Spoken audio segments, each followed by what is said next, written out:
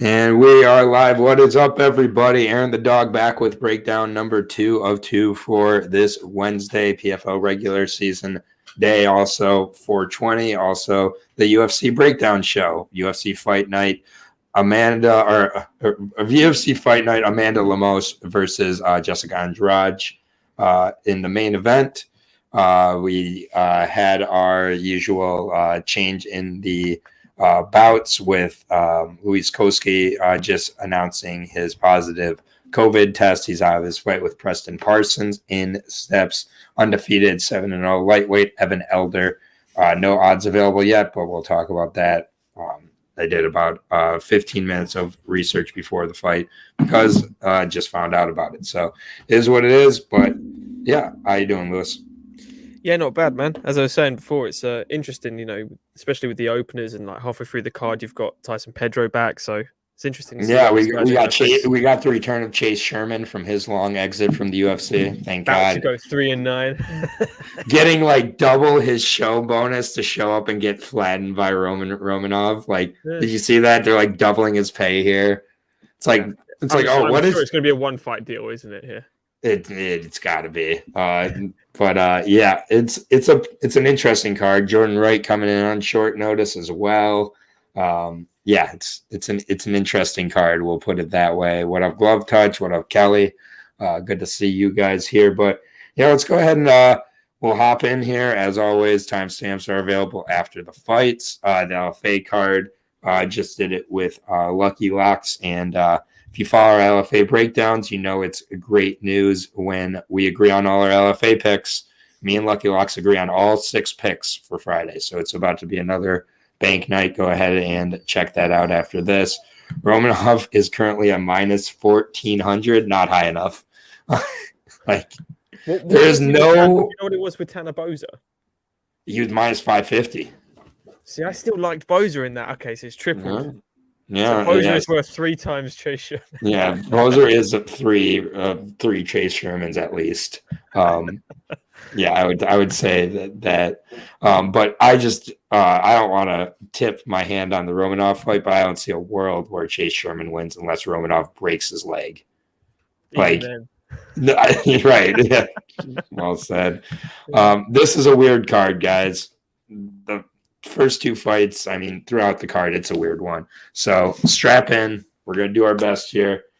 I said it's weird, and we all already know this fight and how this fight's going to go, but let's go ahead and break it down. I hate saying that with MMA, but I am going to say that Dean Barry is going to absolutely ruin Mike Jackson in this fight. Like, it's going to be violent. It will be the last UFC fight of Mike Jackson's career, his storied career. This is going to be an absolute brutal beatdown. I'm not even going to go into Mike Jackson's career. It's 0-1. He got a no contest with CM Punk because he was high on the weed. Couldn't finish CM Punk. And yeah, I mean, it's just, yeah. Mike Jackson, he's a great photographer. He's not good at anything in MMA that I can see. Obviously, Mickey Gall put him away. Dean Barry's going to do whatever he wants here. 29 years old. He's only 4-1. I will say that he lost to a pretty low level of competition himself, but it doesn't matter here. He's a sniper with the striking. I mean, the Corey Samuels fight, I think it probably looks about that bad. I don't love that he got rear naked choked by a boxer in Anthony Taylor at 2-5 in his debut. Don't like that at all. But Mike Jackson is so bad. This is just, they're trying to make an Irish superstar here.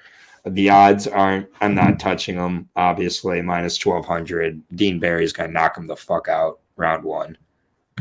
Yeah, this will be the quickest picks, I think, for us. This and Chase Sherman. And the Elder fight. This might be a short breakdown today, guys. We're used to 2-hour breakdowns. I don't see this being a 2-hour breakdown.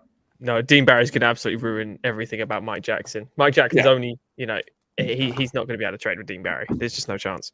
No. Why is this fight happening? This is a sacrificial. He's probably the only person they could find on maybe is it short notice? Is it anything like that? It just seems a No, bit this bizarre. fight was made a while ago. Like they could have found Yeah. someone for Dean Barry to fight. Yeah. Justin saying I'm gonna have to watch you guys later. Forgot my earphones too loud at work. Yeah. MMA shows need subtitles. Not this MMA show. This is a winner of a card, and Mike Jackson got double legged by CM Punk. Exactly. He did. Yeah. I remember the commentaries just said, "We've just seen CM Punk land his first takedown." I remember it. I loved that. Go Dude, CM this Punk. is Go so. Phil. This Go is Phil Brooks. Is it Phil Brooks? Yeah. No. Yeah. If you're betting Mike Jackson at plus 700, just send me your money. I'll send you the Venmo. It's Aaron at Aaron the Dog Guy. Just send me the money. It's going to a better place. I'll smoke it. So yeah, just light that money on fire. Don't bet on Mike Jackson, no matter what these odds get to. Dean Barry is going to absolutely smoke him, and then we're going to get to talk about his UFC debut next fight because I'm not counting this as a UFC debut. Sorry, I don't care if that's unfair. Imagine if Mike Jackson wins.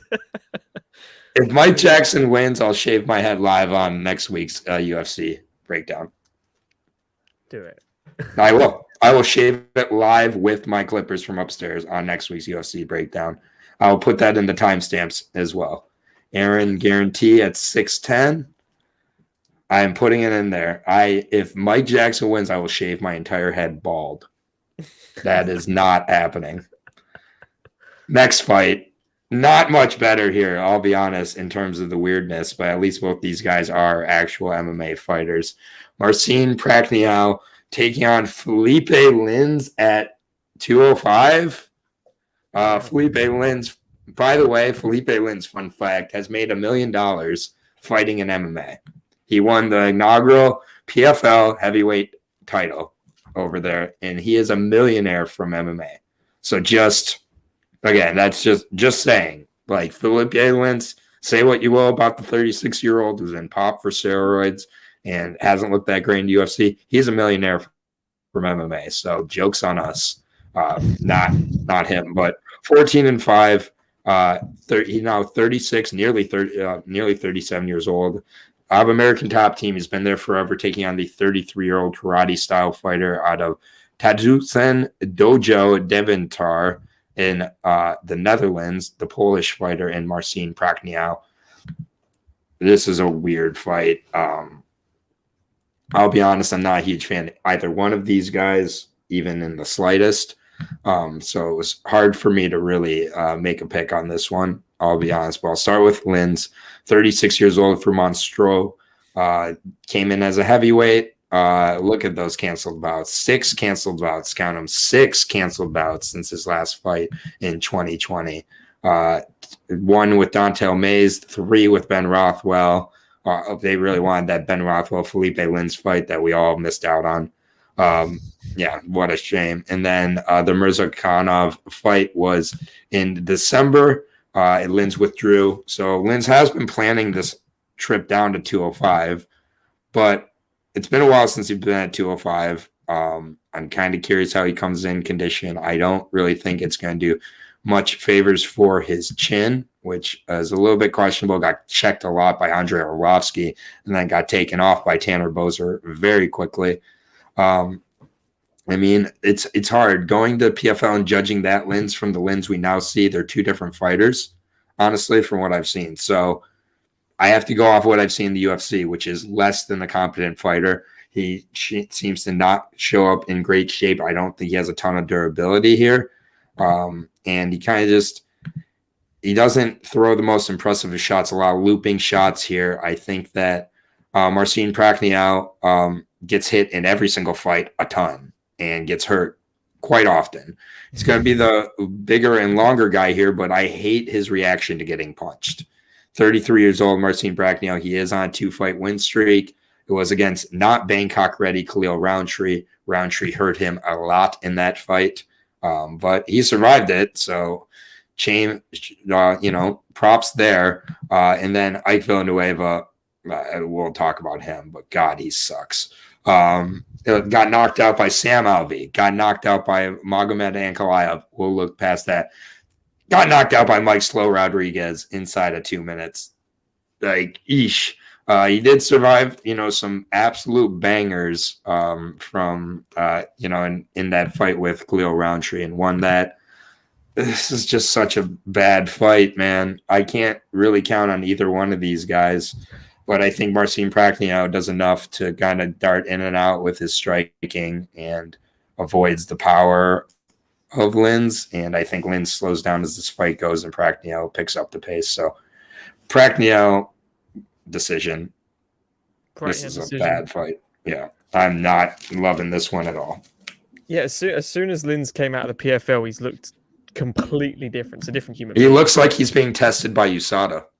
Yeah, he has no cardio, has his chin exposed constantly, very slow puncher, doesn't move in well, doesn't throw combinations. It's one punch at a time. And as you said, it's looping. It's really, you can easily telegraph it. Marcin's not great either. No, and they've got very good records. Every time he gets hit, because Marcin closes his eyes and cringes. Yeah. Right. Yeah. It's crazy that he chose to be a fighter. Like, he's a savage for doing that, because he clearly doesn't like it. But with the range, he's used to the weight. I do think Bracknell's going to edge him. I think it's going to be this is your steak fight. This is a steak fight for me. There's a lot of steak fights on this card, sir. I think this is a decision. It's got decision written all over it.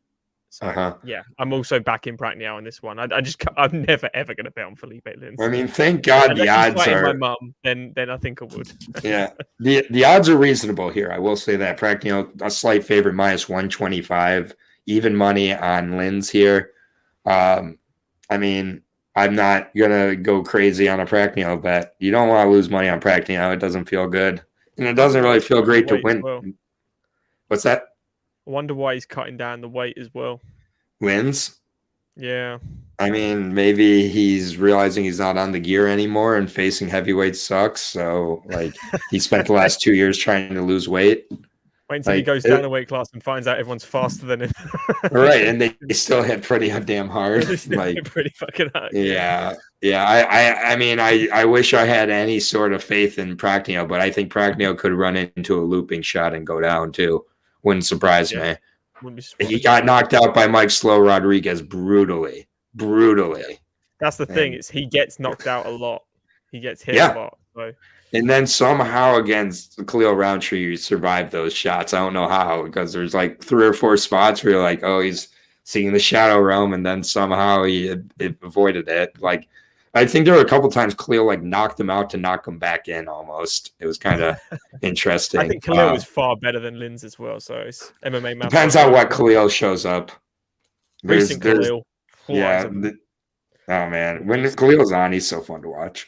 Next fight here. This is at bantamweight. And this was a fight that when I originally did the tape, I thought it was going to be at flyweight. Yeah. Do you have anything on that with Cameron Ellis and Archie Lang? Well, because I'm seeing now it's on bantamweight on Tapology, so I'm going to go with it as a bantamweight fight. It is on bantamweight on Tapology. I don't know what else. They're normally flyweights, but I think is Cameron. Well, Cameron Ellis is Cameron Ellis is usually a bantamweight, but I thought he was cutting. Yeah, I thought he was cutting. So, I think I wish we could bet on fighters missing weight. But when I was doing my research, I was doing it based on it being a flyweight fight.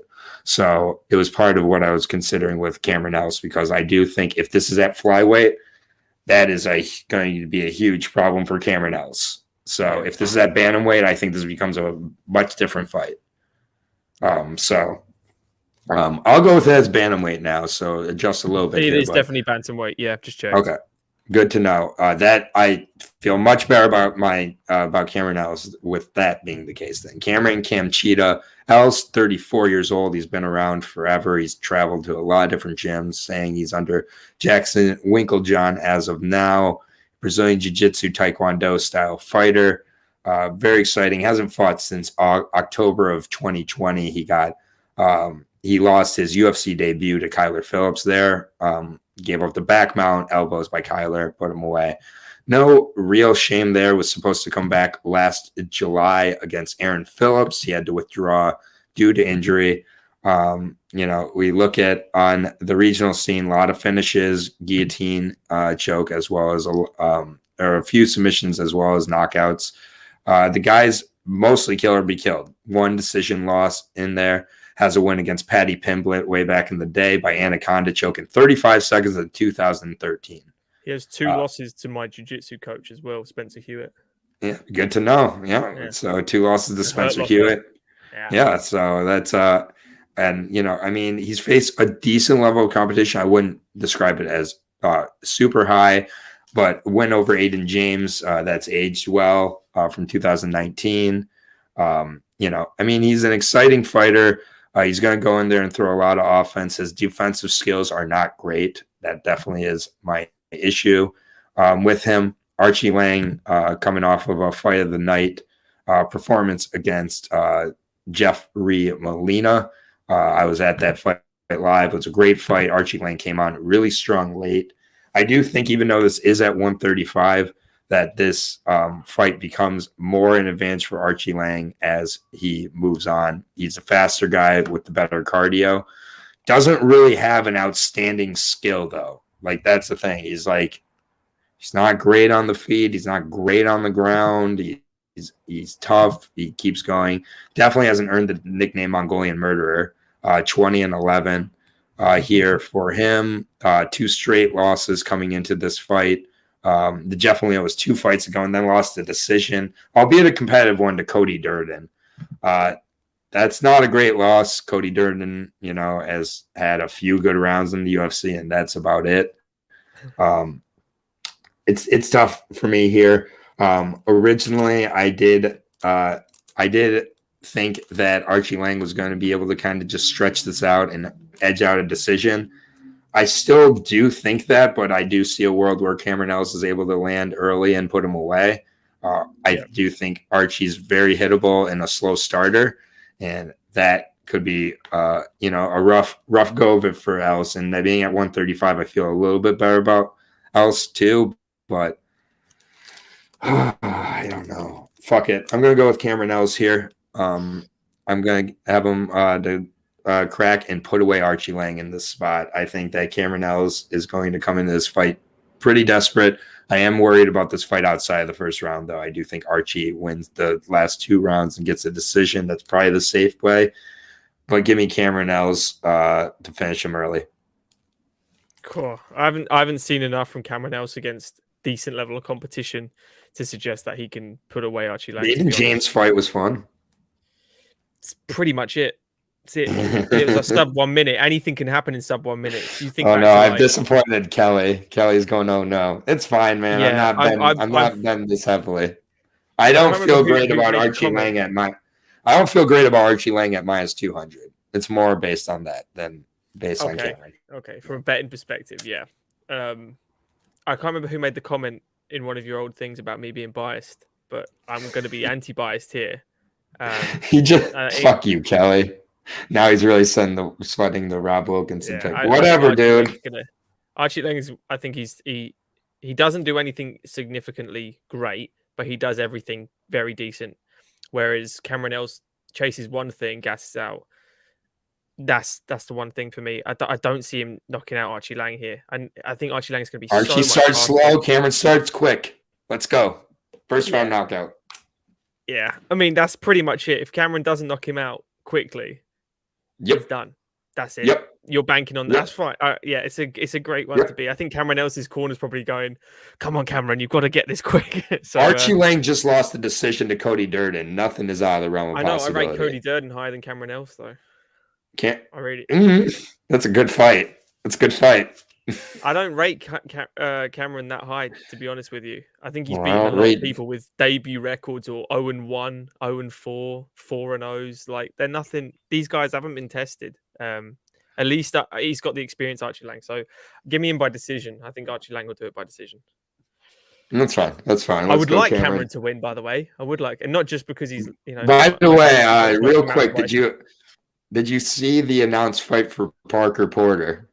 No. Who is it? Who's he got? Taking on Jolton Almeida at heavyweight. Parker. What the hell is happening? The Porker's back. Dude, that's a great fight. I can't wait for that. Stay tuned for my Who Wins on Parker Porter versus Justin Almeida. Yeah, that's going to do numbers, baby. 10K minimum. But yeah, oh man, Cameron Ells, I've got him here against Archie Lang, who I just don't. I'm not an Archie Lang believer. Sorry. Yeah. But yeah, I should be regretting that. But Cameron Ells beat Paddy Pimblett, so let's go, Cameron. If you can beat Paddy Pimblett, you can beat a flyweight Chinese fighter. I think it was this decade. It was last decade. It was. I think still Paddy might have been 16 or 17. Pretty sure I was 16 or 17 the last time they fought too, but whatever. Yeah. We'll move on to the next fight. Another banger here at 205, and the return of that Uber prospect from Australia. I believe he's from Australia.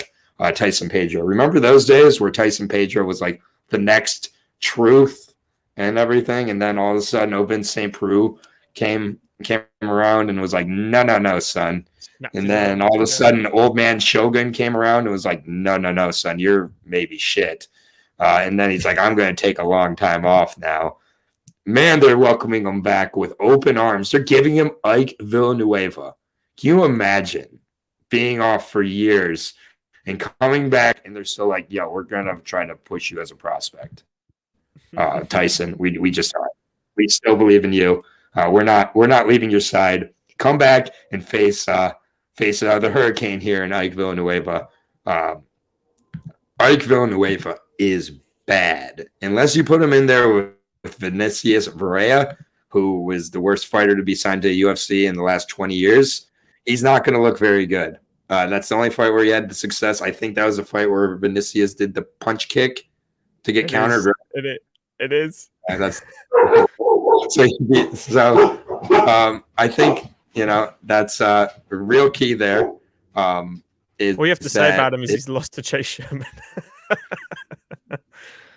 Let's just go through the magical run that is the mid-30-year-old Isaac Villanueva. He lost to Chase Sherman. He got knocked out. Got knocked out by Jordan Wright, which no shame there. Jordan Wright's my boy. Got knocked out by Marcin Bracknell. Got knocked out by Nick Negromano in a minute 20. Like, this guy is bad. He's very bad. Very, very bad. He's a brawler. Chico might be barking for the dog here, but I'm not listening to him. Here's the thing, though. Tyson Pedro hasn't fought since 2018. I don't know what he's been doing. I do know that he shouldn't be coming back at the odds he's coming back at, which is minus 600. That is extremely risky. Sorry, Chico's just going to have to bark in the background until I'm done here. I definitely want to see how Tyson's looking coming into this fight, but even if he's not in great shape, I think he's able to beat Ike Villanueva. He's got good enough stand-up. He's just got to get this fight to the ground and submit him. That's just straight up what he has to do here, and I think that he's going to be able to do that. I rate Villanueva as the lowest rated 205er in the UFC currently, and that includes Tyson Pedro. So Tyson Pedro wins. Am I betting it at minus 650? Fuck no. Yeah, it's a tough one to bet, isn't it? When you don't know what he's going to look like. I imagine he's feeling good to come back. There's a reason he's coming back, and he is good. Tyson Pedro is good. He had that little blip. He just wasn't ready at that time for those sort of levels. When you're 5-0 and then you're going against Latifi and then like St. Preux and Shogun, that's a bit too crazy for me. You needed at least double the fights to even enter that sort of realm. So yeah, if he gets Villanueva down, he's going to snap his neck. He's going to snap his arm. He's going to do whatever he wants. Villanueva's a big dude, but I have no problem. Tyson's strong as an ox. He'll get him down. Big guy too. 80 yeah, there's reach. a reason he's a favorite like this. Villanueva ain't doing nothing to Tyson Pedro.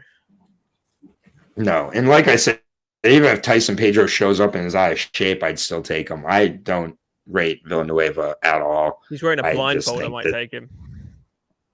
Yeah, seriously, Tyson Pedro should roll here and get a real fight. after that. So Dean Barry and Tyson Pedro, like you can pair them up and get a nice minus 500 parlay. That is cashing. Period. Those two are cashing. I get it. It's a terrible price, but they are cashing.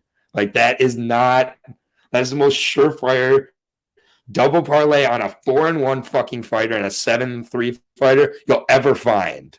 Like these are like Dean Barry's 4-1 people, and it is Cash City, obviously at minus 1100. And this right here, Tyson Pedro minus 650. I'm not going to be betting it highly, but it's Barry and Pedro minus 300 exactly. Like get the Clippers out. I'm telling you, if Mike Jackson wins, Bald Aaron live on the show next week. I will do it live. Mike Jackson ain't winning that fight. Next fight here, man. This is a tough fight for me. I really probably have less of an idea on this fight than any fight on the card. I really don't know how it's going to go. Dwight Grant, I have zero read on. I just don't know what Dwight Grant's showing up for what fight. Like that Stefan Sekulic fight, I was at that. It was awful. He lost that fight, yet got rated with the win. Then there's other fights where he lives up to the nickname, the body snatcher. He, has like some excellent shots to the body, excellent just striking in general. He really can look kind of world class. He came into the UFC later on in his 30s. I think that is playing a part in this. He's taking on Sergey Kondosko. Honda is his nickname. Came in pretty hyped. The Russian prospect did 27-6-1. So 34 fights for Sergey at 29 years old. That's extremely impressive. He came in very, very hyped. Not going to lie, didn't really live up to the hype there. Hasn't fought since November of 2019. He's a good striker, good size welterweight, 6'1", 74-inch reach. Had a win over Rostam Akman to start out his career. And at the time, we thought that was a good win. We've kind of found out Rostam has kind of wolfed tickets since then, both with Cage Warriors and the remainder of his UFC career. Came back, and he lost to Rustam Kapilov, who I feel like people just don't realize how good Rustam is. I don't really rate that as a horrible loss. Even at 170, I just think Rustam's really, really good. This is going to be a close fight. It's going to be close. It's going to be grimy. Dwight Grant, just at times he has next to no volume, and it's really, really hard to kind of deal with that. I do think that Kondosko has the striking to give Grant some problems. I don't like that Kondosko's been off for so long. That's one of my big worries here. I just think it's a really close fight. I'm gonna edge towards Kondosko to be a little more active and take the center of the cage, put a little more pressure on Dwight Grant. I think Dwight Grant's gonna look for some counters. Dwight Grant could catch Sergey with a counter and I think put him away. I really do. I think Dwight Grant is a really good, accurate counter striker, but I just don't think it's going to be enough here. I'm going to go with Sergey Kondosko by decision. I think that we're going to be sweating this one. This is a very close fight. And I do like that Dwight is coming into this fight much more active than Kondosko's, who's been off for 2.5 years. Yeah. The thing is with Sergey, though, is he's so high rated. The UFC, I know, really like him as well. Hence, they've tried to get him against Dalby and Zawada. They're very good fights to have. Yeah, that's very telling. Yep. I've not been impressed with Dwight Grant. He has some serious power hooks, but that's pretty much all I've seen from where he can kind of end a fight. Otherwise, he just kind of stagnates in the middle for like 2 or 3 rounds, which is very bizarre. There's no immediate reaction when he gets hit. Nothing to try and get back. There's not much. He looked promising on the Contender Series, and you thought, okay, this guy's mid-30s, he's in his prime, he knows what he's doing, and it's just never lived up to it. So I think Sergey, the layoff, probably he's been sharpening his tools, is all I imagine. I think he's going to come into this, and I think if he stands his ground and you chops that lead leg away, slows Grant's power hand down, I think it's his all day, to be honest. It is a close fight. Yeah, I thought Sekulic really beat Dwight. He fights with that very high guard with the very Muay Thai high guard. So, I think Sergey has enough tools. I really do. I think he's going to win by unanimous decision. Yeah. And the other thing that they're bringing up in the chat as well, 37 years old for Dwight Grant versus 29. I think that could be significant with regards to the pace Sergey could keep in this fight as well. Minus I fully expect 125 Grant to win the on. first round as well. I think Grant will win the first round, and then I think This Sergey could will be a take good over. live. This could be a good live betting spot for Sergey, who is currently the slight favorite at minus 125, even money for Dwight Grant. I could definitely see that flipping before fight night, or live betting it could be a good spot too for Sergey, but should be a good one. It's close for sure. Next fight is another good one. This is our one and only catchweight fight, I believe. It's between a guy I'm a huge fan of and the Beverly Hills Ninja, Jordan Wright, taking on Marc-Andre Powerbar Barreau here. This is at 190. Right off the bat, I think the 190 is a slight advantage for Jordan Wright because Jordan Wright is going to be the larger guy coming into this fight. He's a big 185er, so I think the 190 is going to benefit him slightly if it is to benefit one or the other. Marc-Andre Powerbar, I will be breaking down first out of Pantera Kung Fu in Montreal, Quebec City, now fighting out of Sanford MMA and looking to improve off a disappointing loss in his last one. He was coming into the fight with good momentum after the Abu Azaitar fight, where he just absolutely beat up Abudar for quite a while. And then against Dalcha Lambangula, fought Dalcha the way you were supposed to. Then the Chitty Chitty Bang Bang fight happened, and Chitty, 16 seconds in, lands a shot on Marc-Andre and puts him away. That was just over 2 months ago. I do not love Marc-Andre taking a fight on short notice after 2 months. What's that? Called that one, didn't we? Chitty. Yeah. That was my captain for the night. Chitty knockout. Yeah. Yep. And that we did not have to wait long for that. Just with Marc-Andre, I mean, he's started to live up to the Power Bar nickname. Definitely started out pretty rough there with the Andrew Sanchez, Joe Jotko, and Park losses. He knocked out Oscar Pichota pretty clean in that second round. The ground and pound win of Abu Azaitar. He's got a great gas tank. Early on, he gets into some trouble, and it's just that. And he's hittable. As the fight goes on, though, Marc-Andre gets stronger and better. That's kind of where I feel like the Power Bar nickname's coming from. Fighting out of Sanford MMA is all good. Getting knocked out 2 months ago is not great at all. And now going against a really good striker who crashes the distance well, has good takedown defense, and is going to be much larger.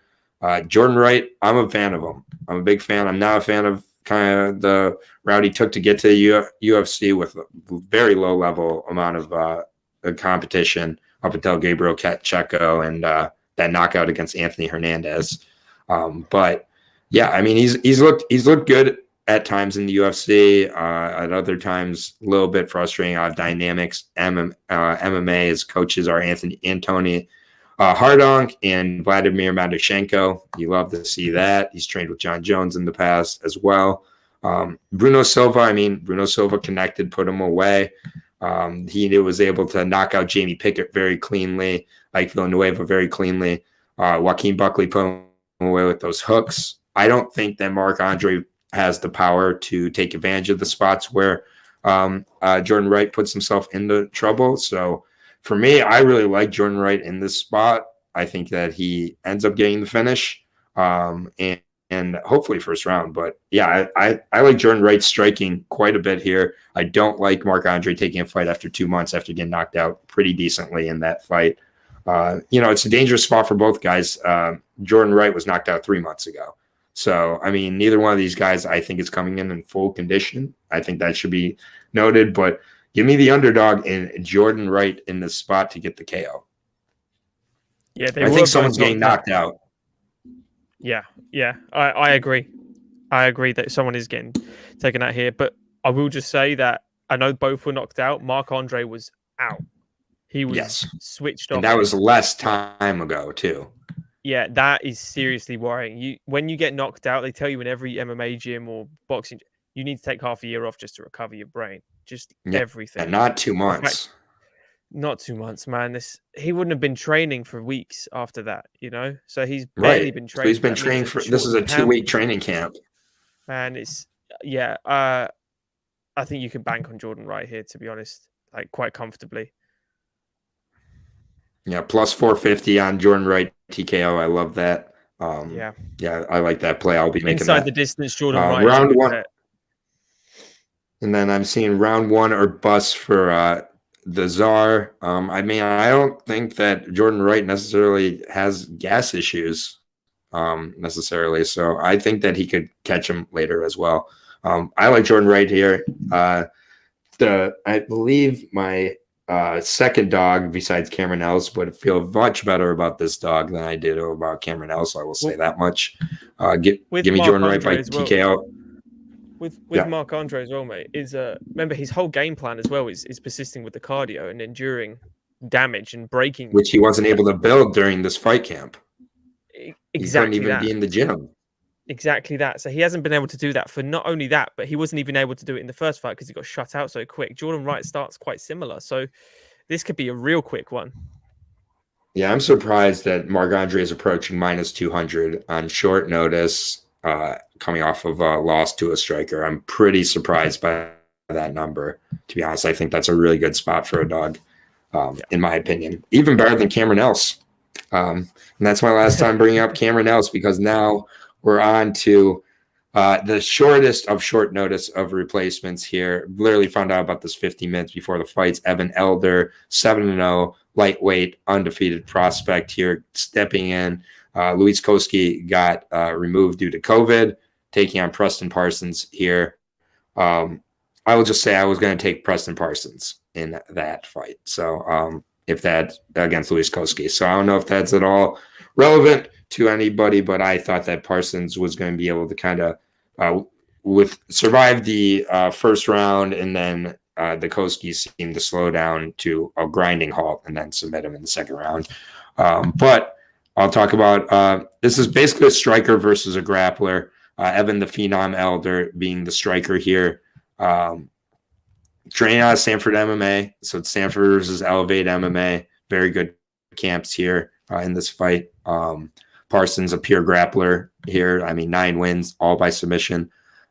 He's going to be a taller and slightly longer fighter, although Evan, pretty similar in terms of reach. I'm curious to see how they size up, since Evan is usually a lightweight aside from his professional debut. Hasn't fought since December of 2021. He is on an 11-fight win streak going back to his amateur career. So this guy is a winner. He knows how to win. Win over probably the most relevant win to this fight, I would say, is the CJ Hunter fight. That was a 6-6 opponent, but CJ Hunter, very good jiu-jitsu player. And, Evan looked pretty composed on the ground and keeping it where he could win the fight. Striking-wise, he can definitely compete. He's competed in LFA, been mostly with Shamrock, though, and has faced a very low level of competition here. Taking this fight on short notice up a weight class, it's just too much, honestly, for me to consider in this spot. I really respect what he's doing, but I just think Parsons, at minimum, is going to be able to control him on the ground. And Sanford, not Sanford MMA, my bad, Sanford MMA. That is a much different camp. My fault. All those things considered, on very, very light tape and just kind of based on logic here, Parsons should be able to control and most likely get a finish at some point. He's finished all his previous opponents. I think he ends up getting submission here, but no odds available as of now. It will be probably a crooked number for Parsons here. And I know that you weren't able to even look at the fight. So unless you have anything else to say, we can move on. Other than Evan Elder's coming in on a few days' notice, it's super risky as a striker with upper weight class against someone that can win rounds and grapple. I know a lot about Preston Parsons, but yeah, if you want me to talk about Elder, not so much. But I think based on Parsons had a tough short one. Yeah.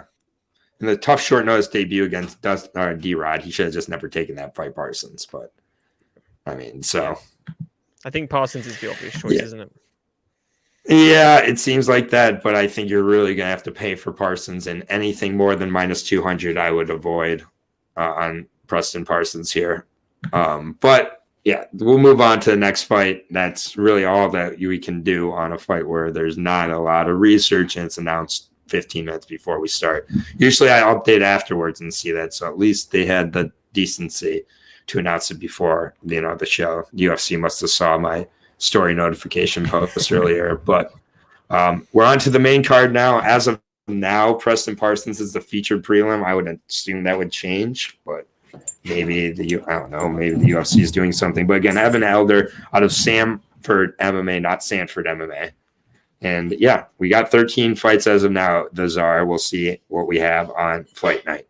Next fight here, good fight between two good featherweights here in Charles Jourdain taking on Lando Venata, a guy who bursted onto the scene by almost beating Tony Ferguson and has slowly gone less and less exciting as his career has gone. I don't mean that as a negative, though. I think unexciting Lando Venata is a better fighter than exciting Lando Venata. When he uses his wrestling, when he uses his overall skills, when he doesn't exploit his lack of defense so badly, he's a better fighter. He's not as fun to watch. He's just a better fighter. And Charles Jourdain, I can't count on this guy, man. He's very frustrating to bet on from experience. So this is a tough one for me. But Charles Jourdain's still only 26 years old, kind of hard to believe. 30 years old for Lando Venata here, who's now bald.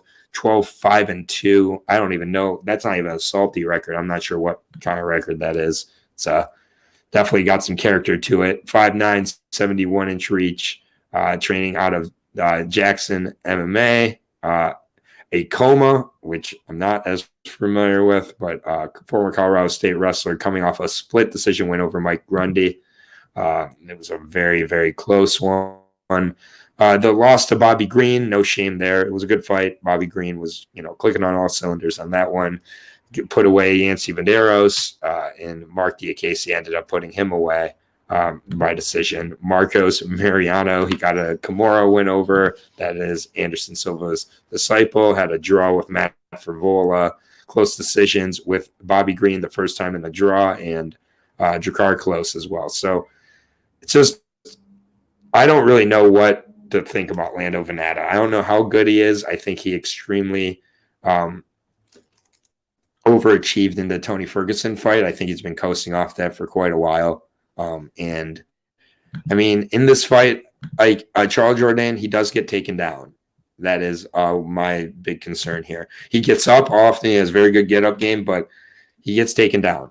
And I think Lando Venata can implement a good wrestling game early, but I'm not sure how Lando Venata is going to keep up with that as this fight goes on. So this is kind of a spot where I could see Lando getting out to the lead early. Charles Jourdain kind of a slow starter at times. Let's go with some first rounds at times. And Charles Jourdain just starts to defend the takedowns a little bit better, open up with the striking. And I think Charles Jourdain takes the second and third round. I mean, Venata is tough to finish, man. He's made of fucking cement. So I don't see a finish in this one. I think it goes over the 2.5 rounds. I'll edge towards Charles Jourdain by decision. I think he wins the last two, but I think this is going to be another close one for Lando. So buyer beware, but give me Charles Jourdain by decision. Yeah, I mean, that Mike Grundy fight was... I back Grundy, and that obviously is an Englishman, and he's a very good wrestler, hence he's Commonwealth champion, all that stuff. It was very competitive with the wrestling. Mike Grundy's a far better wrestler than Lando Venata, and Lando did perfect with it. So I can see him holding Jourdain down for 2 rounds and grinding out a 3 round. Too. I can also see him whooping him the first round and Jourdain switching himself on. Like you said, he is a slow starter. That third round, I think there was a comment in there where he gets a bit crazy. It's true. He just feels it, especially against Andraj. You'll remember the Sparta kick at the end. Guy's got some absolute finishes about him. But I worry about Charles Jourdain because he's just so inconsistent. Lando's win-loss. But he is a very good mixed martial artist. He has everything. He can snatch necks. He's got some power in his hands. He's high volume. He's a decision machine, but that to me tells you he knows how to win a round. I really rate Marcelo Rojo, Julian Erosa. Andre Ewell, I actually don't rate that highly, but I rate those two fights. And Charles Jourdain looked quite good until, like Erosa, very competitive fight until he got caught in the neck. Right. I'm going to go with Jourdain here. I think he's coming of age now, and he's got the experience. And the Andre Ewell fight, lit a fire in his belly almost to just turn it on. And getting Lando Venata on your record is a very good win to me. I'm going to back Charles Jourdain here. I think he's just a much more clinical striker, and he might do what Bobby Green did to Venata, to be honest. He's not as high volume as Bobby Green, but he is as sharp. Yeah. I'd be curious to see what the over 2.5 line looks like too, because I do think this goes to a decision either way. But good price on Charles Jourdain here. I'm quite happy. -120, even money on Lando Venata. They're expecting another close one here. Some very close lines here. So don't have to extend too much on some of these, but I like Lando Venata to kind of slow down as the fight goes on, as Charles Jourdain starts to ramp it up. So kind of had the graphs of the two. I think they're heading in opposite trends here. Fight goes the fight of the night. I think it is fight goes the distance. That bet is -150-ish. So yeah, about the same price you're getting on Jourdain. So I don't mind that either. If you're a little worried about, sometimes Jourdain does kind of admire his work, and that can leave him susceptible to get on the short end of some unfortunate decisions at times. So we'll go to the next fight here. We're in back-to-back potential fight of the night territory here. I do think that Jourdain fight has a good chance. I think this fight has a great chance as well in Sumanjari taking on Manal Cop. Manal Cop looking like he's starting to figure it out here in the last couple fights here, starting to unload with the power a little more volume. Definitely things that are good to see out of Manal Cop. Going up against the Tibetan Eagle in Sumanjari. Tibetan Eagle versus Starboy, 15-4 Sumanjari.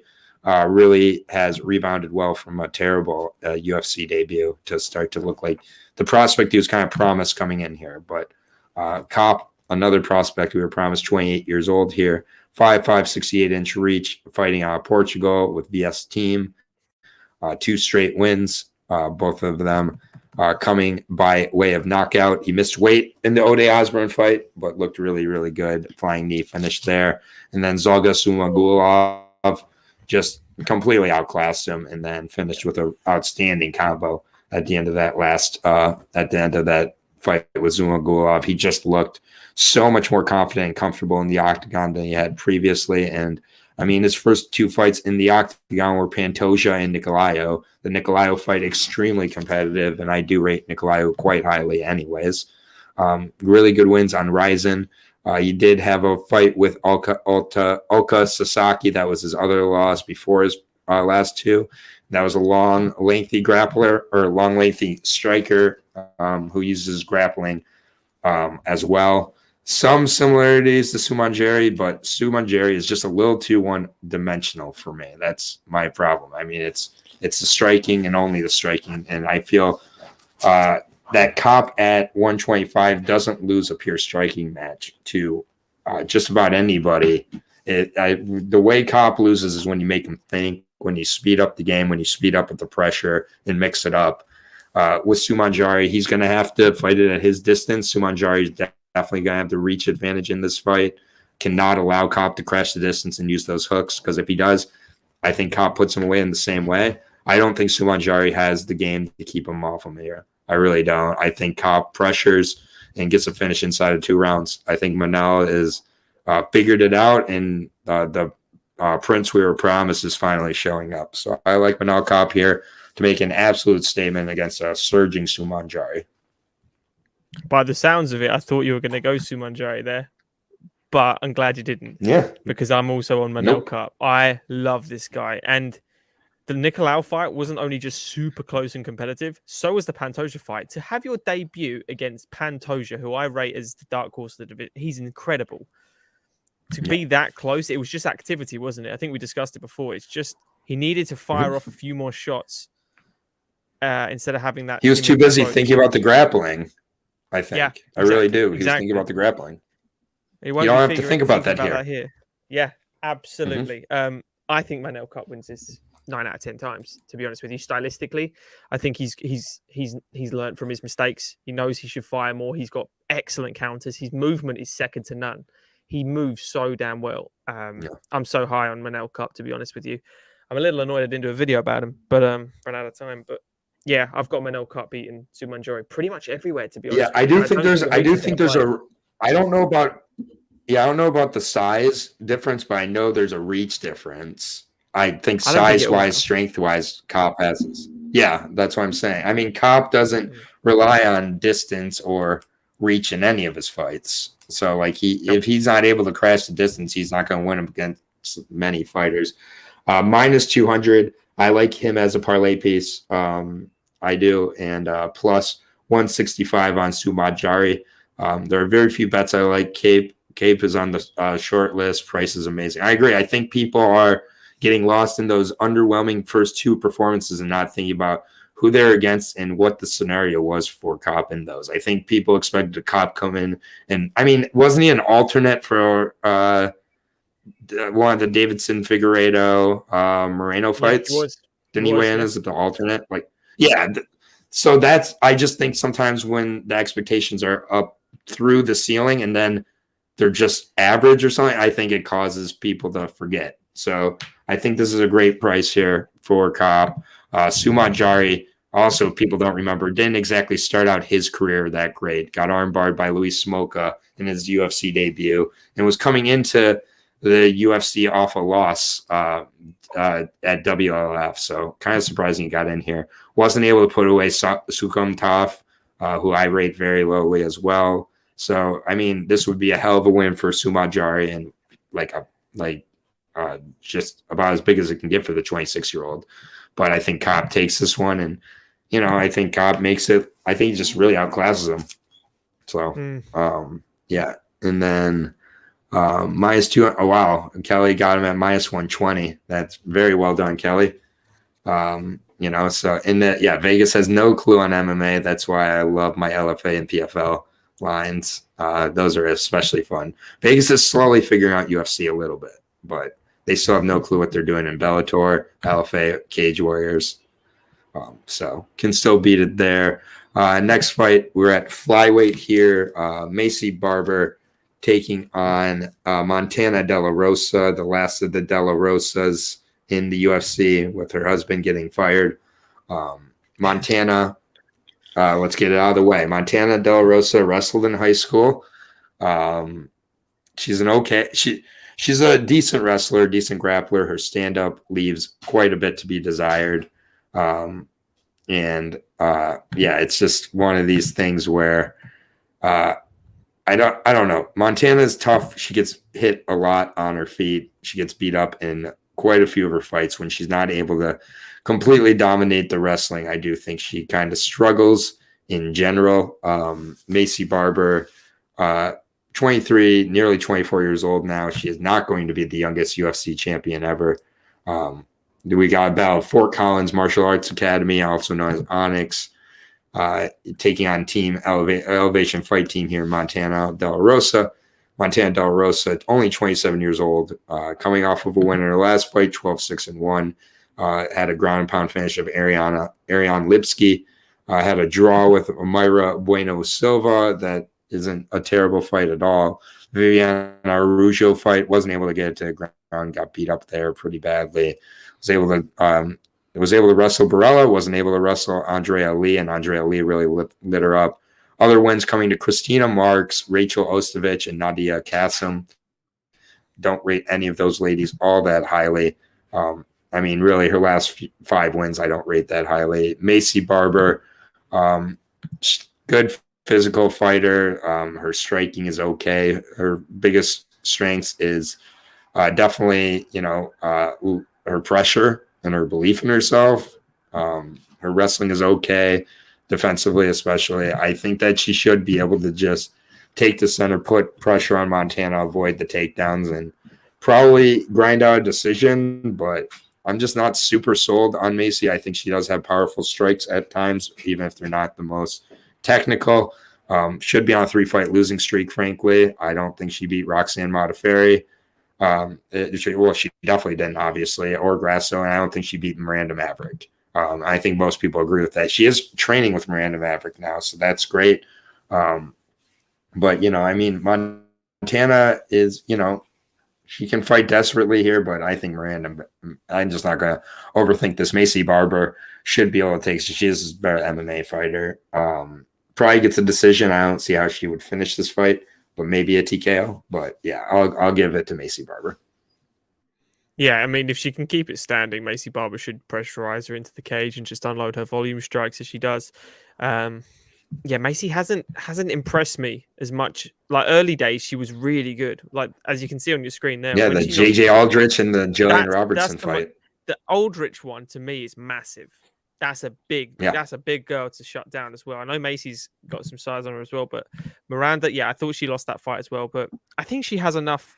She's a much better mixed martial artist altogether than De La Rosa. It's just whether she can stop the takedown. I think she can. I think she's training with Miranda Maverick for a reason. There's, she's learning that side of the game, and if she hasn't learned a lesson, then I deserve to get it wrong. I think Macy Barber should have way more than enough to deal with someone of De La Rosa's quality. Yeah, I mean, I'm not going to overthink this. For me, Macy Barber and Manal Cop is an easy double parlay to go with two -200s. And I think both should really be able to outclass their opponents in this spot. So I'll take that. Women's MMA should have their own league and own cards. No one cares. I like some women's MMA fights. My favorite mixed martial artist is a female. Yeah, Valentina. Mine too. Yeah. Exactly. Yeah, so, I mean, I don't think that, and I like Invicta. Who cares?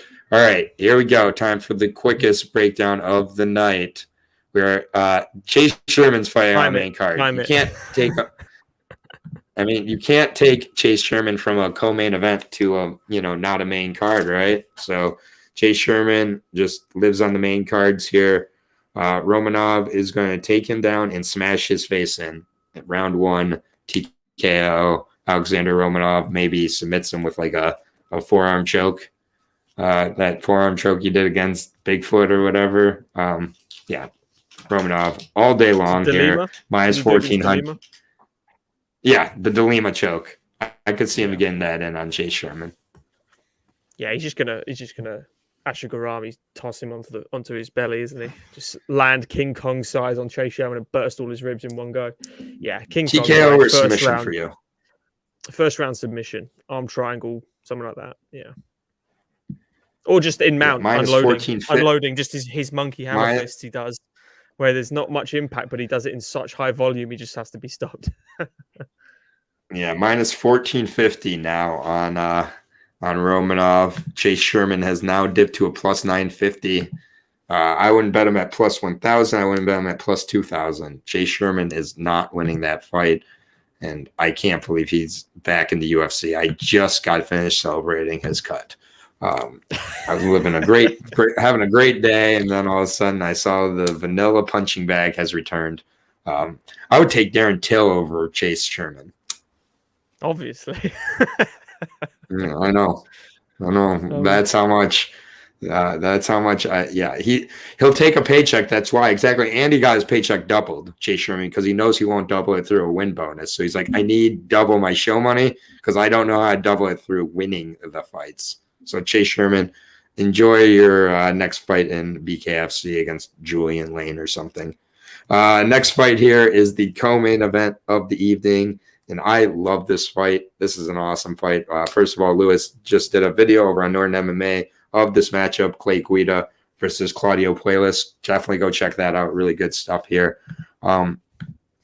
This is one maybe I'm looking back and I'm regretting afterwards, but for me, I really, really like Claudio Puelles in this spot. And overall, I've just liked what I've seen out of this kid. He came into the UFC at 19 years old and lost to Martin Bravo on the Ultimate Fighter Mexico finale, I believe, or Latin America finale. You're having your debut at 19 years old, and that's just savage to me. Pitbull Martial Arts center for Mr. Claudio Puelles here. Still only 25 years old, 5'11", 72-inch reach. Coming into this fight on a 4-fight win streak, The last fight coming against Clay Guida at home, aka Chris Grutzmacher. Yes, Chris Grutzmacher is not as good as Clay Guida, but talk about the same type of preparation and the same type of game plan here. Here's the thing: is that Puelas has pulled off 2 knee bars in his UFC career. That's insane. That is a hugely high level of grappling there. I think that is really impressive. I think he's going to come into this fight extremely confident in dealing with the pressure of Clay Guida. Had a decision over Jordan Levitt. That's aging better and better after we saw last week how he did against Trey Ogden in a fight where I was all over Trey Ogden. I really expected him to look well and have that decision win. Claudio Puelas is an extremely good grappler. His cardio is outstanding. And for me, when Clay Guida can't use that weapon of cardio against his opponent at this point in his career, I think he's going to have a lot of trouble. I really do. Claudio can absolutely compete in the grappling, and on the feet, I do edge him significantly. And, I do. I think that Clay Guida's best chances on the feet, and I still edge Claudio. I edge Claudio everywhere except for two spots: intangibles and just pure experience. That is where Clay Guida is able to beat fighters he's worse than all the time. I'm going with Claudio here. I get everybody's on Clay Guida. Everybody's loving it. I think Claudio is on a rise. I think he puts on one of the best performances of his career. I think he's going to need to win this fight. This is a huge, huge test for him. But I just got a good feeling. I like how he matches up here with Clay Guida. I think that he has the better gas tank. I think grappling-wise, he's the better grappler. And I think on the feet, it's at least even, if not Claudio. So everywhere but experience and intangibles gives me Claudio. Clay is 39 years old now. Father Time is undefeated for a reason. And I just think that Claudio is new next generation. He's had his mistakes come inside the octagon in front of people, and he's taken the time off, gotten better and better. I like Claudio Puelas a lot in this spot, and I haven't really wavered on it either. So I'm on the Claudio train here. I believe in him. Yeah, I've been back and forth on this one quite a lot. I think the odds have got this right. It is very, very close. If Clay's to win, he needs to suck Claudio into his game of just pressurizing, high volume, make it exciting. He's going to take some punches to get one punch of his own in. He was so impressive against Mark Madsen, who is, a physical specimen. Used the jab really well, low kicked the shit out of Clay, and Clay just kept marching forward and made that razor close. Claudio, scrambles are his ally. He's wicked. He's a whiz on the ground. He's not a better grappler than Clay, but Clay's got a much better wrestling pedigree. And that's the difference to me. Clay's also very active, which I do like. He just beat Leonardo Santos, which is a decent win, actually. I think he beat Quarantilla as well in a grappling tournament. I think he was at Fury Pro. Yeah, Clay Guida's been taking place in a lot of grappling tournaments as well. And he just loves to compete, and this is going to be the biggest test of Claudio Puelas' career, because Clay Guida is still a relevant asset in MMA in today, even in the UFC. I know. I am backing Claudio just because I think he has dynamic striking. I think he's very good in the scrambles, and he can snatch things that Clay might not be aware of that he can snatch. Getting 2 knee bars in 5 fights is fucking impressive. Yeah. And again, Grutzmacher, the last one, Grutzmacher is not great, but he's no joke. Like, getting a knee bar on him is high level stuff. It's not getting a knee bar on CM Punk. Exactly that.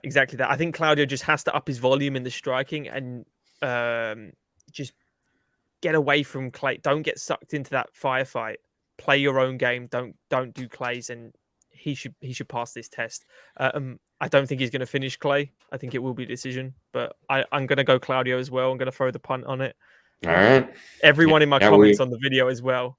Most of them saying Clay, so I like to go. I'm seeing a ton of Clay. It's -110 both sides. It's a pick 'em. I think it's a great fight, and I love that it's the co-main event. I think this is as much as I make fun of the UFC's bout placement, I love this bout placement, because if Claudio wins, you can really start to advertise him as a real potential contender in this division, because beating Clay Guida still holds a lot of water here, especially if if it's impressive win, not like a split decision type of Mark Madsen type of did he?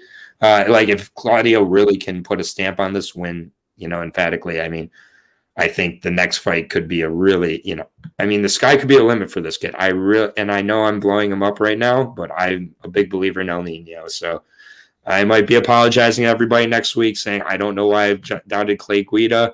I don't know why I did it, but, I'm going to go with Claudio Puelles here. So let's go. Pick 'em fight, -110. Both sides should be a fantastic fight. Really excited for that one. Main event. Sorry, the Czar. I've seen your comments about the women's MMA in the chat today. Our main event is a women's fight, and it's a really good women's fight. So, not exactly understanding your argument here, but to each their own. I enjoy women's MMA quite a bit.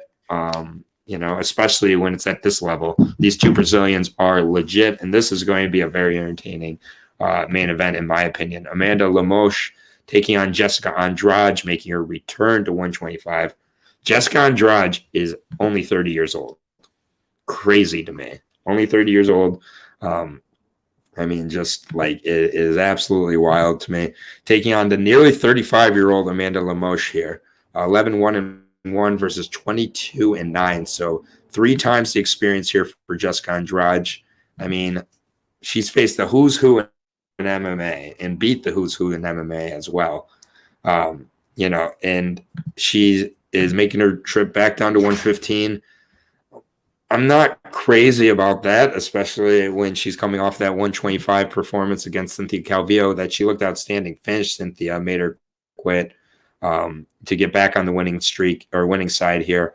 I think she could have stayed at flyweight, and I would have felt a little bit better about that, but I just think what happened to her in the Valentina Shevchenko fight, she knows she's never beating Valentina Shevchenko. So she's like, I guess I'll go back down to 115 because I'm almost at a title shot again at 125, and I cannot beat the champion who took me down 8 times in one round, in the first round.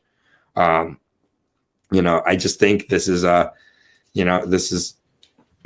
am curious her motivation for taking, for kind of taking this fight at 115. I'm a little concerned with it. The thing is with Amanda Lemos, yes, she's 11-1. She's looked good against a low level of competition like Conejo, where she was able to just walk her down and just throw a strike. The Lavinia Souza quit before she got in the octagon in that fight. I get it that Lemos can only do what she does, but I do have a little bit of concerns with those two fights and the performance of her opponents in there and how she looks so much better there. She came back, had a split decision against Angela Hill. She dropped Angela Hill with a nice front kick, but Angela Hill was lighting her up quite a bit in that fight. Amanda just has too many points of inactivity with her striking and leaves those holes for, I think, Andrade to really fill and exploit. I think this is the ceiling for Lamosh. I think she's exceeded her expectations a lot. She even struggled with Inoue a few fights ago, who was a atom weight, really. She struggled quite a bit in that one. It was a really close fight, and I just think there's levels to this. Jessica Andrade ends up getting the finish inside of 3 rounds here by TKO, I'll say. But I think it's going to be a really entertaining fight, especially the first couple rounds. I just think Lamosh is going to slow down as that goes. And I think a lot of holes were picked up by Angela Hill. That's what Angela Hill does. She shows the holes in other girls' games. And I think she did with Lamosh too. I thought it was a close fight. I dislike Angela Hill so much that I think Lamosh won, but I don't know. I can't really be too unbiased there. But yeah, give me Jessica Andrade here. I do think she could go to the distance as well, but I don't think it goes to the distance. I think that she wins inside of 3 rounds. Yeah, I that's the one thing that I didn't like. When I did my breakdown on this, it was basically can Lamosh, she slows down so dramatically. I'll be right back, sorry. No problem. After the 8-minute mark, Lamosh slows down so dramatically. I was wondering whether she could go 25 minutes. And then you're going 25 minutes with a bulldog like Andraj, someone that cuts off the cage, uses constant pressure, has some of the most devastating power in 3 divisions, not just one. She's fought at all weight classes. She picks up a girl defending a Kimura and slams on her head, and that girl is Rose Namajunas. She has fought everybody, and she is one of the most underappreciated women mixed martial artists, and that might cause controversy, but that's what I really believe. Yeah, Kelly, I don't know what he's got against Angela Hill. I like Angela Hill. I actually thought Angela Hill won that fight as well. Exploited a lot of holes in Lamosh's game. Lamosh moving backwards can counter strike amazingly. She has super efficient right hooks and a straight left hand. On the step back, when she changes into a southpaw, fires it straight down the pipe, and that is where she definitely can catch someone like Andraj, who, if she gets reckless and has her hands down while marching forward, does happen every now and then. Happened against Wei Li, ate a knee, gets sat down, runs across the cage, and face plants. So I don't see Lamosh having that kind of power, though. There's only one person that's ever shut the lights off on Andraj like that, and it is Wei Li. Can you see Lamosh doing that to her? I really can't. I think Andraj is going to bully her, push her against the cage, make it really rough, hit her with that left hook to the body, drop her left hand, and clip her over the top like she did to Karolina Kowalkiewicz. It was devastating, but I can't see any other way than Andraj winning this. I think she's just too damn good. Like, Lamosh probably has hit her ceiling, like Aaron said, and Andraj is going to exploit all those weaknesses, and she could take her down as well. If she doesn't want to strike with her, the wrestling game is completely on Andraj's side as well. She's an absolute specimen when it comes to like physicality build. So, she always gets knocked down and then comes back crazy. Rose knocks her down too. Yeah, absolutely, she can get knocked down, but I don't see any way Andraj loses this. If she does get hurt, I don't see her getting finished. It's a 5-round fight. Lamosh ain't going 25 minutes at the pace she goes. She's slowing at 35 years old too. Yeah, I mean, I think I don't know what you've got against Angela Hill, but we were saying, like, I think Angela Hill won that fight as well. So I've got Jessica Andrade winning bulldog style. She's going to rip it to the body, overhand right, Karolina Kowalkiewicz style, and just sit her down. I think it'll be a TKO, all clean knockout. And Kelly, positive Lamosh is going to drop her. We'll see. Should be a good one. Lamosh doesn't on the ground. Yeah, I did say Jessica could take her down and just hold her down as well, bully her on the ground. How do you feel about this fight? Because I think it's going to be a pretty exciting fight, men or women. So, I could not disagree more with the Czar's comments about women's MMA. There's plenty of men's MMA that are fucking boring. That is so boring. Yeah, like I agree. I mean, he just doesn't like women. But I mean, we're all entitled to our opinions. We're gonna real quick go through, do a quick picks, and then we're going to sign off for this breakdown. All the breakdowns are on the channel, so have time to check out the PFL breakdown. PFL starts in 2 hours. LFA breakdown on the channel. Bellator mega show breakdown with Lewis and I on the channel. And I really think Andraj, I agree with you, Kelly. Andraj is way above Lamosh. But going to start from the bottom and work our way to the top here, starting at the banger of a banger of starts here with Dean Barry taking on Mike. Oh, wait, is that the first? Yeah, Dean Barry, Mike Jackson. We both got Dean Barry by decimation. Marcin Bracknell versus Felipe Lins. I have Marcin Bracknell by decision. And that's a decision, I believe, for Lewis. You have a decision for Bracknell, right? Yeah, Dean Barry and Bracknell. So I'm yelling at my dog. Yeah. Yep. No worries. I yell at my dog on mute too. Here's our first disagreement of the night: Archie Lang versus Cameron Else. Much to Kelly's disappointment, I have Cameron Else first round finish. You have Archie Lang. Next is we both have Tyson Pedro over Ike Villanueva because Ike Villanueva is bad at fighting. Dwight Grant versus Sergey Kondosko. We're both on Sergey Kondosko here. Jordan Wright versus Marc-Andre Barrio. I got Jordan Wright by finish. I'm Jordan Wright by decision. Yeah. All right. Preston Parsons, we're both on just by the fact that he's preparing for a fight in actual welterweight and has a little better experience, but not a lot of tape done on that fight, admittedly. Both on Charles Jourdain in this fight. I have him by decision. Me too. Yeah. Yep. And then Sumanjari versus Manal Cop. We're both on Manal Cop here. I like Manal Cop I'll say he gets the finish. Okay. Yeah, I'm eking out a decision there. Okay. I'll say he gets the finish.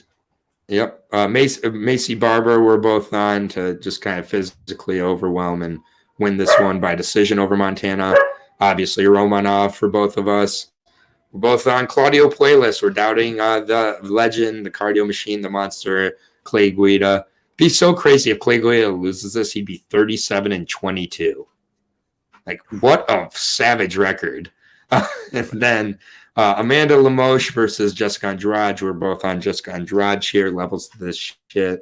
And I think Els is from France. He always surrenders. Isn't he? I think he's British, actually. Yeah, I think he's English. So, yeah, but the French do surrender. But that's going to do it. I mean, hey, we warned you, man. I said this wasn't going to be a 2-hour breakdown. I think this is my shortest UFC breakdown yet. But when we have Dean Barry versus Mike Jackson, when we have Alexander Romanov versus Chase Sherman, I mean, and then Parsons versus Edler, we can only do so much on those fights. So we did what we could. I'd rather not stretch out a breakdown when it doesn't need to be. So that's going to do it for the UFC breakdown here. Definitely check out Norton MMA, putting up constant stuff. Do you have anything coming up of note? I'm actually recording a nice UFC lightweight of all time video, which we did with Steve from MMA Minute. It's currently an editing process, so that'll be up for UFC 274 to celebrate the title fight of Oliveira versus Gaethje and Ferguson versus Chandler on that.